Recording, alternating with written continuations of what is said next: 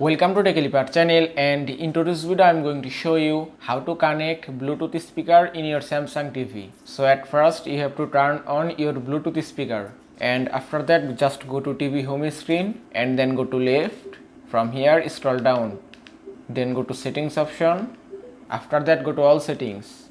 From here scroll down and open up your connection settings. From here scroll down a bit, and here you can see Bluetooth devices option. Then just select it and then press OK from your remote, and that's it. Now here you can find your all the Bluetooth devices. Suppose if you want to pair this Vision speaker to your TV, you have to just select it and then press OK button from your remote. Then you have to select connect option and give it a moment, and it's done. Now the Bluetooth speaker has been connected successfully with your TV, and that is how you can connect Bluetooth speaker in your Samsung TV. I hope this video was helpful. If it was, please give it a thumbs up and don't forget to subscribe.